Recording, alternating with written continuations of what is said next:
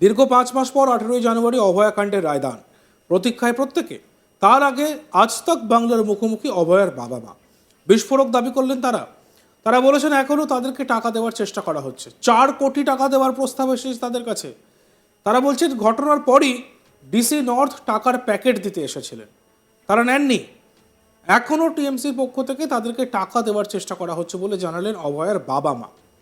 পাশাপাশি তারা জানান স্টুডেন্টরা যে 4 কোটি টাকা তুলেছে সেই টাকা টিএমসির ছাত্র পরিষদের তরফ থেকে তাদেরকে দেওয়ার কথা বলা হয়েছে বলেও তারা এই কথা জানিয়েছেন আমাদেরকে এক্সক্লুসিভলি।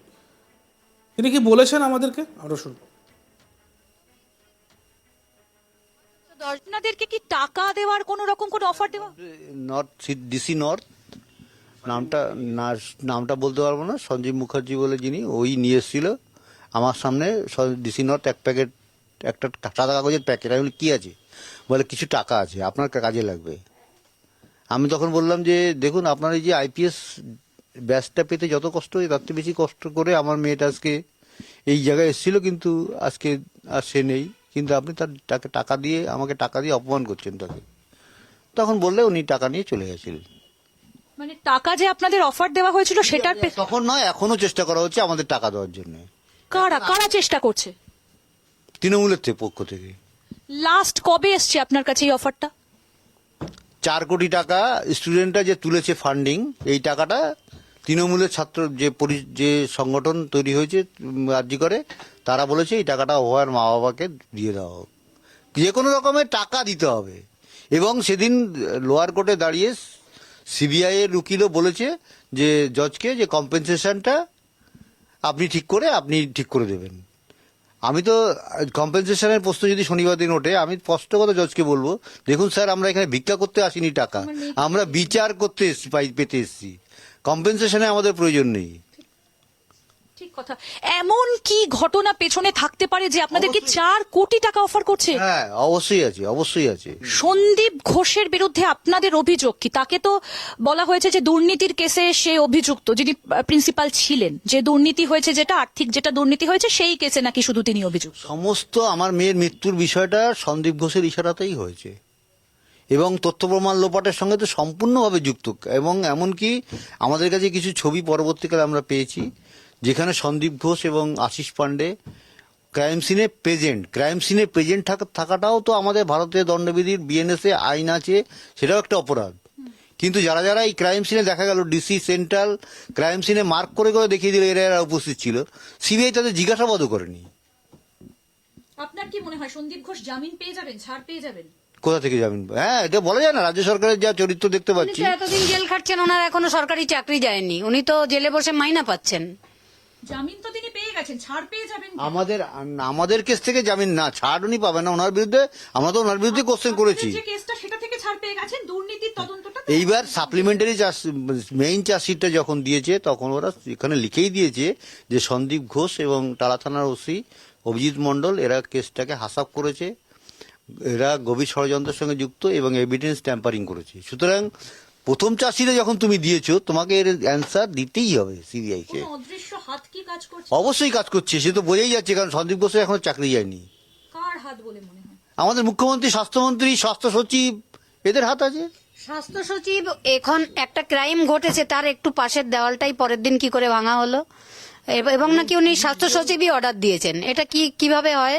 প্রিন্সিপাল এবং স্বাস্থ্য সচিব, এখানে প্রিন্সিপালের লেখা সই করা চিঠি আছে এবং স্বাস্থ্য সচিব সেখানে সই করেছেন। এবং 29 জন পিজিটি, আমার মেয়েকে নিয়ে 30 জন ছিল, 29 জন পিজিটি সবাই এখানে সই করেছে। সবাই কি বোকা?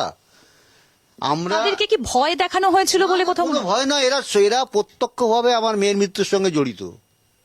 এই চেস্ট মেডিসিন ডিপার্টমেন্টের সবাই, এমনকি ভিপি এইচওডি যে নিয়ে ছিলেন, সবাই এর সঙ্গে জড়িত। এর দ্বিতীয় পোস্টমর্টম চেয়েছিলাম, কিন্তু আমাকে দিয়ে সাইন করিয়ে জোর করে পুলিশ নিয়ে চলে। আমার বাড়ির এত লোকজন ছিল, কাউকেই গাড়ি মানে বলা হয়নি, তারা ওখানে পড়ে রইলো, তাদের সঙ্গে আমরা কথাও বলতে পারলাম না, আমাদের জোর করে গাড়িতে ঢুকিয়ে দেওয়া হলো। তারপরে হঠাৎ দেখি মেয়ের দেহটাও গাড়ি নেই, তখন আমরা টালা থানায় যাই, কিন্তু 2 ঘন্টা আমরা ওখানে বসে থেকেও এফআইআর লেখাতে পারিনি, কারণ পুলিশ এসে আমাদের গাড়ি আটকে রেখেছিল। এবং প্রথমে গিয়ে দেখি হয়তো 10 জন পুলিশ, কিন্তু পরে দেখি 200 পুলিশ ওখানে হয়ে গেছে। আমাদের এখান থেকে ফোন যাচ্ছিল, আমরা ফোন ধরছিলাম না। আচ্ছা, একটা কথা বলি, আপনি দুজনের নাম বললেন, সঞ্জীব মুখার্জি বলে আপনি একজনের নাম বললেন, যিনি আপনাদের বাড়ির পেছনেই থাকে, আপনাদের এলাকা এক্স কাউন্সিলর ছিলেন। সিপিএম এর কাউন্সিলর ছিল, এখন তৃণমূল করে। এবং যেদিন অপূর্ব বিশ্বাস সাক্ষী দিয়ে বাইরে দাঁড়িয়ে এসে বলেছিল যে আমি যদি তাড়াতাড়ি পোস্টমর্টম না করতাম রক্তগঙ্গা বইয়ে দেবো বলে একজন ভয় দেখিয়েছিল, তখন ও নানান রকম ভাবে বলল যে আজকে আমি ওর বিরুদ্ধে মামলা করব, এই করব সেই করব, কিন্তু রাত ও ছিল না এখানে। যেদিন ফিরল তখন এমএলএর সঙ্গে, এটা কার কথা? সঞ্জীব মুখার্জি এমএলএর সঙ্গে এবং নৈহাটির এমপি কি জানি নাম, পার্থ ভৌমিকের সঙ্গে মিটিং করে তবে তারপরে বাড়িতে এসছে ও। সেটা উনি মানে এটা সঞ্জীব মুখার্জি মিডিয়ার সামনে এটা প্রকাশ হয়ে চলে এসছে। আপনি তারপরে জিজ্ঞেস করেননি যে কেন তিনি এই কথাটা আমরা ওর সঙ্গে এখন কোন রকম যোগাযোগ রাখি না, কথাও বলি না। ও আমাদের সঙ্গে যোগাযোগ রাখার চেষ্টা করে, আমরা যে এই ধরনের কাজ করতে পারে তার সঙ্গে যোগাযোগ রাখবো কেন? কিন্তু তিনি পার্থ ভৌমিকের সাথে কেন গেছিলেন মিটিং করতে? নিশ্চয়ই তাদের কোনো ইনস্ট্রাকশনে কাজ করেছিল, সেই জন্যই আবার এবং মিটিং। যখন ডেড বডিটা, আমরা তো, আমার মেয়ের বান্ধবী ছোটবেলার, সে বলছে কাকিমা নিতে দিও না ঘর থেকে আমাদের। তখন সঞ্জীব মুখার্জি ঠেলে, এই কত রাত, মানে অনেকক্ষণ হয়ে গেছে, নষ্ট হয়ে যাচ্ছে, সর বলে আমাকে ওকে সবাইকে সরিয়ে সঞ্জীব মুখার্জি আর পুলিশ মিলেই নিয়ে চলে গেছিল আমার মেয়ের দেহ। বিশ্বাস করলে যে মানুষ এত কিন্তু বিশ্বাসঘাতকতা করতে পারে, তারপরে- এটা একটা উদাহরণ তার। দীর্ঘ 5 মাস পর 18ই জানুয়ারি অভয়াকাণ্ডের রায়দান। প্রতীক্ষায় প্রত্যেকে। তার আগে আজ তক বাংলার মুখোমুখি অভয়ের বাবা মা। বিস্ফোরক দাবি করলেন তারা বলছেন এখনো তাদেরকে টাকা দেওয়ার চেষ্টা করা হচ্ছে। 4 কোটি টাকা দেওয়ার প্রস্তাব এসেছে তাদের কাছে। তারা বলছেন ঘটনার পরে ডিসি নর্থ টাকার প্যাকেট দিতে এসেছিলেন, তারা নেননি। এখনও টিএমসির পক্ষ থেকে তাদেরকে টাকা দেওয়ার চেষ্টা করা হচ্ছে বলে জানাচ্ছেন অভয়ের বাবা মা।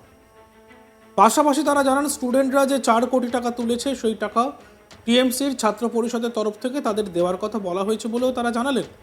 অর্থাৎ বিচারের রায়দানের আগে অভয়ের মা বাবা সরাসরি আমাদের প্রতিনিধির মুখোমুখি হয়েছিলেন। আমাদের প্রতিনিধিকে তিনি এই কথা জানিয়েছেন, এই বিস্ফোরক দাবি তিনি করেছেন।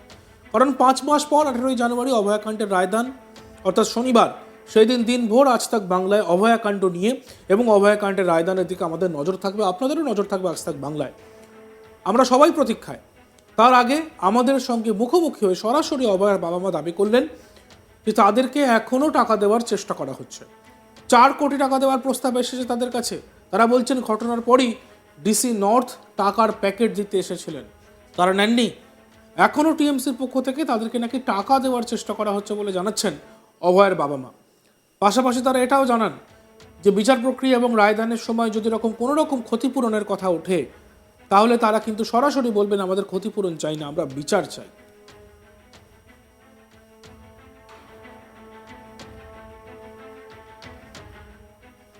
দেখতে থাকুন আজ তাক বাংলা। আমাদের চ্যানেলটিকে সাবস্ক্রাইব করবেন, ভিডিওসগুলি ভালো লাগলে লাইক করবেন, কমেন্টস করবেন এবং শেয়ার করবেন।